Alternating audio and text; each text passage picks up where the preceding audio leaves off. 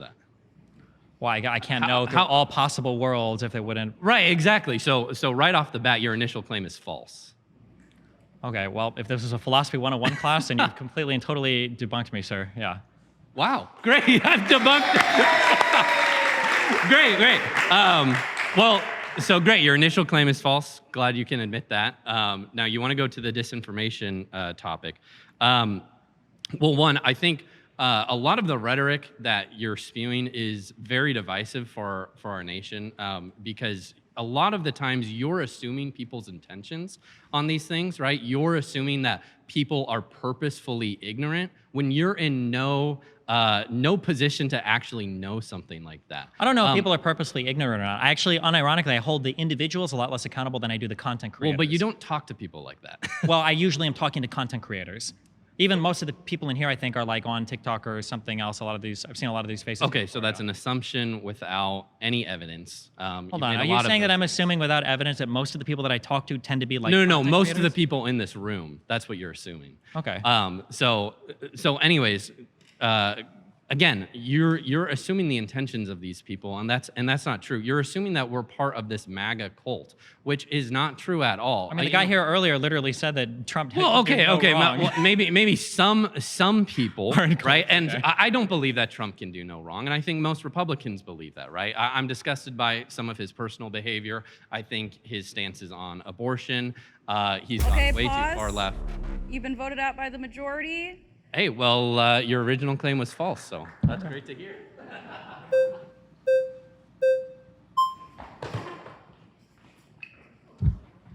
So, you made the claim that MAGA wouldn't exist or Make America wouldn't exist without All the misinformation, Obviously not a true statement. I think you just admitted that.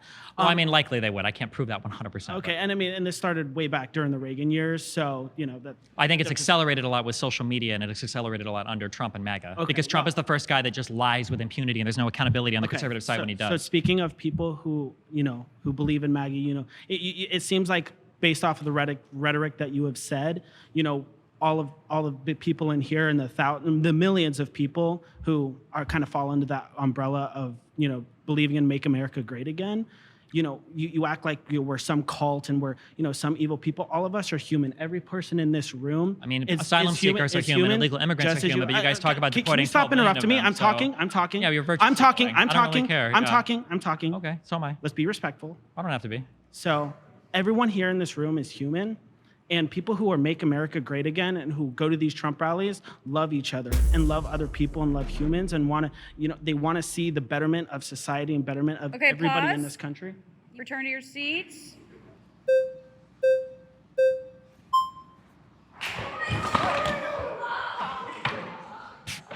What's up, Stephen? Okay. So again, I think that the misinformation is far more rampant on your side. Kamala Harris' What are like three big misinformation? Okay. Project 2025. Huge misinformation. It's not Trump's What's plan. the misinformation? Trump's Vance probably supports it. And I think Trump broadly supports a lot of Trump Vance? Vance? Yeah, you can say he supports a lot of He's things. his But vice doesn't mean he presidential supports candidate. the plan. Yeah, okay. Can VPs and presidents disagree with each other? I guess Pence and him disagree quite a Okay, bit. I guess. great. That's fine. Okay, and there have been plenty of examples of this in the past, like McKinley and Roosevelt disagreed staunchly. Okay, so this is not rare. Project 2025 is Kamala Harris's primary talking point, and it is not Trump's agenda. Trump has his own agenda published on his website, Agenda 47. There are some overlaps there. He agrees with some things in that project, but not all of them. The primary one being, again, Kamala Harris's biggest talking point, which is that Trump is going to institute a national abortion ban, which he has publicly disavowed.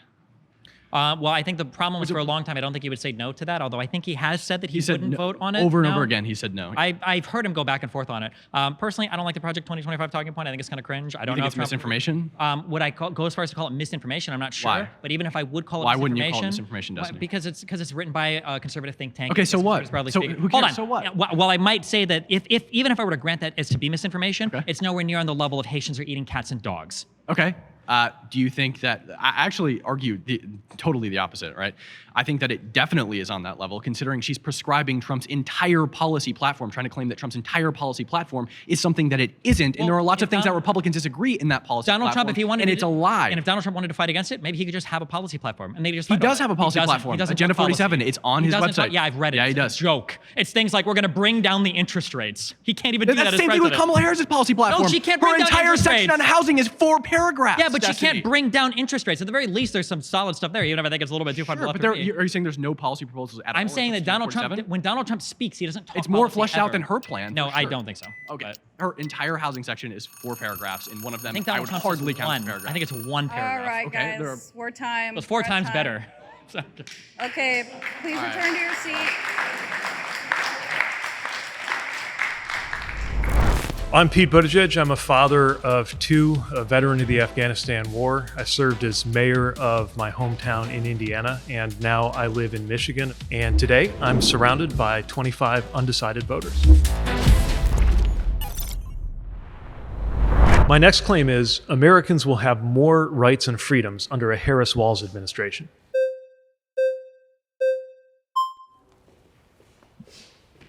Nice to meet you. Same here. My name's Grace. Grace, good night. Frankly, I'm shocked that you would make that claim. I think I would love to know what the basis of that is, some Sure. specific examples. Yeah, Starting let's with talk freedom about of speech. Sure.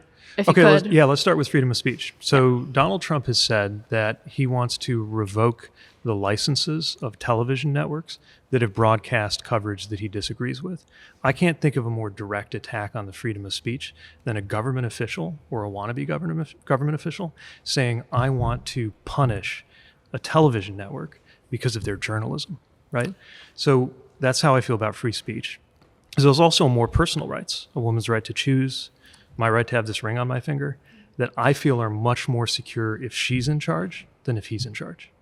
And the evidence you have of Donald Trump being against gay marriage or wanting to roll back protections for gay folks to be married is what exactly? The evidence is that he ran for president with a platform that specifically said in black and white that they were against marriage equality.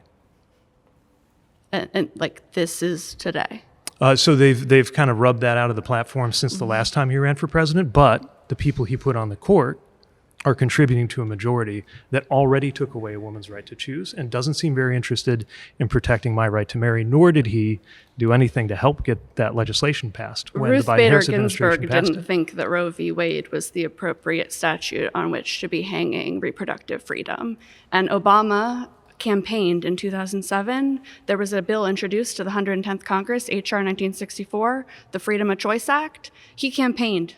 The first thing I'm going to do as president is sign that bill. Once he was elected, I quote, not my highest legislative priority. I don't know why I should actually trust Democrats to enshrine reproductive rights as national law, because they had the opportunity so many times over the past decades. Most recently, in 2009, 2010, they didn't do it. Kamala's coming here and campaigning in Michigan on reproductive freedom. Guess what? It's part of our state constitution. Like, that's Right. manipulation of voters. Well, I don't think that's manipulation. Look, the whole Yes, point of a it is. national right, I live in Michigan, right? But if I take my kids with my husband to their first ever Notre Dame game and I cross the state line, Right. obviously I'm talking about marriage equality, not reproductive freedom here, but just as an illustration of why a national right is important.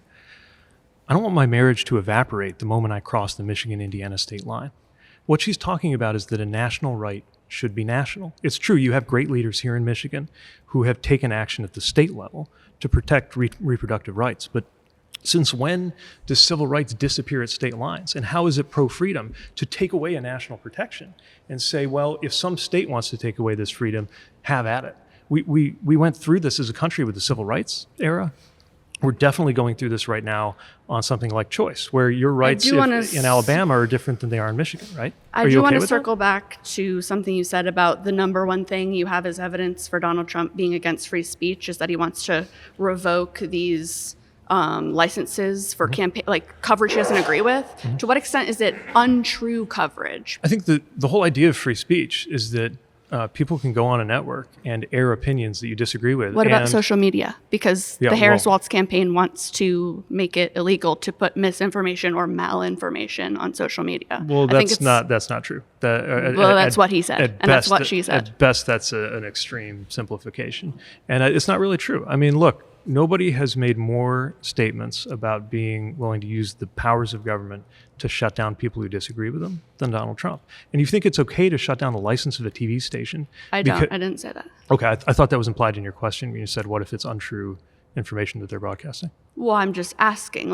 He says a lot of off the wall things that Right. certainly, I don't stand behind a lot of what he says, but just like if he's angry about coverage that is manipulative towards people, like that happens a lot. I'd like to, I mean, The whole idea of free speech is that the government doesn't get to decide. certainly, but then you have And Donald Trump doesn't get to decide. certainly, but I don't want Kamala Harris also to decide. And neither does she, right? That's the point. But She's not going to that's threaten did- the licenses of stations that cover her unfavorably. But they She threaten never has. the He has. Section 30, whatever it is for social media. Not based on unfavorable political coverage. Now Yeah, there is that's what there the is an Twitter idea files there is an were. idea that social media companies need to be more accountable for their choices, especially when you look at how they're harming women and girls, for example, by what goes out on Instagram, right?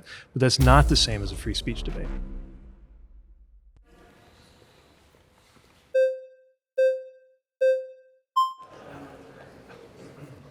Hi.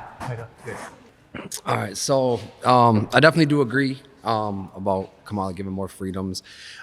Basically, I don't have anything to pose, but more so a question. I'm trying to, I'm here to get educated. When it comes to DEI, that's something I just learned about like a couple of days ago. Pretty uneducated when it comes to that. That does to me, from the little I do know about it, sounds like something that can only be good. I guess my question will be like, what exactly is it? Because I still don't know exactly what it is, and how could it be perceived as like a bad thing? 'Cause Yes. from the little bit I do know, it doesn't sound like it could be a bad thing at all. Yeah, so it's become kind of a buzzword. And like most buzzwords, like socialism or a lot of other things get thrown around in the debate. The more it gets thrown around, the less meaning it feels like it has sometimes, right? So I think it means different things for different people. Actually, if you want to see kind of one of the clearest expressions of the case against DEI, which I strongly disagree with, Jubilee did something with Ben Shapiro, who's a conservative thinker. That's the first time I heard it. Okay, so he was attacking it in a way that I think was mistaken, and I'll tell you a little bit of why. First of all, I mean, DEI stands for diversity, equity, inclusion, right? So to me, we start by thinking, okay, what's the opposite of those things? The opposite of diversity is uniformity, right? The opposite of equity is inequity. And the opposite of inclusion is exclusion. And I don't know a lot of people who think we'd be better off if our lives had more uniformity, inequity, and exclusion, right? But I think that the part of why people have questions about it that I respect is they're not sure if they're worried about fairness, right? So to me, when you talk about some of these policies, the idea is to make sure everybody gets a seat at the table, especially if you know there have been systematic ways of keeping people from getting a seat at the table over the years, sometimes based on their race, on their religion, on their income, on their background, any number of reasons, sexuality, right? Like a lot of different reasons. And it's about making sure that what we do going forward is fair. And this can be an economic issue too. You look at something like redlining. A lot of homeowners, families, would-be homeowners, especially black families, couldn't get homes in certain neighborhoods where the property value started to go up. So even if that happened to a family, I don't know, 50 years ago, their kids are living with the consequences of that now because their family has less wealth because they were kept out of a neighborhood where property values were growing, right? And so part of it's the idea that some of these things may have started a long time ago. Maybe nobody alive today is responsible for some of the injustice that has shaped what it's like to live in this country right now. But all of us now are responsible for doing something about it. It's not about tearing anybody down. It's not about preventing anybody from thriving. But I think it gets twisted to make it look like that Does some of the sometimes. pushback come from people seeing, let's see, say one marginalized community sees one group getting a lot of emphasis and they kind of feel they're not getting enough? Maybe, yeah. As far as I mean, if it gets distorted, if somebody describes it in a way that makes it seem like somebody's getting an unfair advantage and you're not, you're gonna be pissed off about that, right? Somebody is. And I think, by the way, I think that's part of the story he's trying to tell. He's trying to say you're better off because somebody else, or you're worse off because somebody else is better off. Right. Now, to me, the whole point of government is to find ways to make more people better off without making people worse off. Right. I think good policy does that. Right. But he wants it zero sum. Right. Cool. Thank you. Thanks.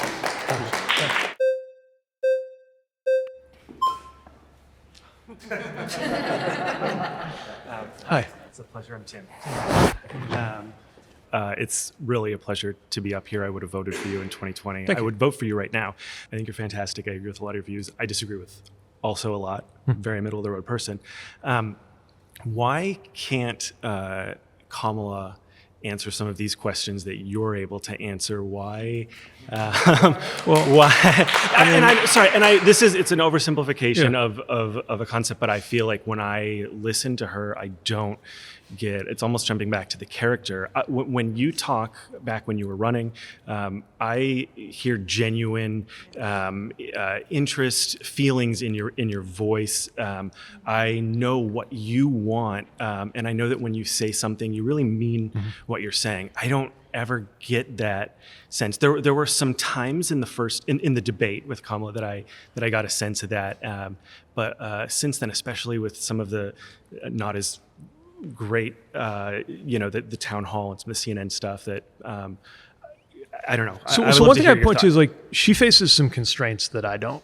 Okay. Right. First of all, she's a sitting vice president, right? So that creates a certain set of constraints.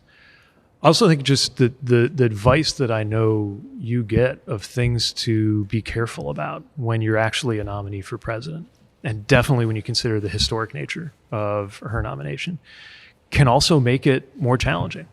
She's good at things that I'm not. Every one of us is good at different things, right? What I know is she's going to be really good at being president. And I know that because in the last few years, I've learned more and more about her, and I've learned more and more about the presidency. And the more I learn about both of those things, the more she's somebody I want there.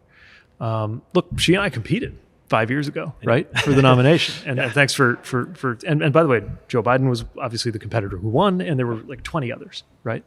Each of us brought something different to the table.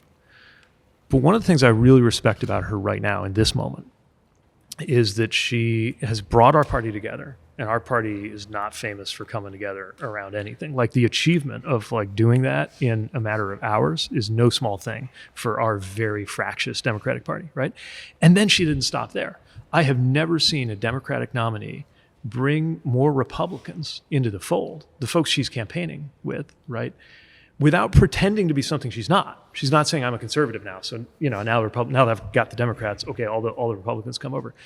It's the broadening of a coalition in a way that I think is exactly the mindset we need in an incredibly divided country. Okay. So those are some of the reasons why I'm not just campaigning for the Democratic nominee, like her specifically. I think she'll be a great president. You just talked about bringing the Democratic Party together, and I'm curious, genuinely, because I do think you're a genuine person, how much of that do you think is because of her, and how much do you think that is just because Biden was not polling well, he did poorly in the debate, and this was a scramble to I think for a lot of people, feign support for a person that still just represents their party. I hear you, but to me, it says a lot about the party in the moment, but I do think it says a lot about her too. I mean, it's difficult to describe how challenging that moment would be for anybody who is considering stepping into the space that he opened up by saying, I'm going to step aside, and it's time for a new generation.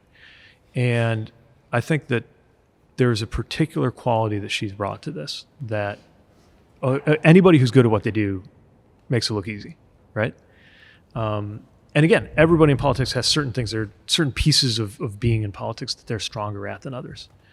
But I think it's more than just the state the party was in, because I've watched us blow it in really important moments where we couldn't get it together, right? Yeah. That it actually took a leader who was capable of doing that. And I see her as that leader. I also felt, and I didn't think I would, because I've sat through so many speeches, because I've given so many speeches, I didn't think I would feel moved the way I was at the convention.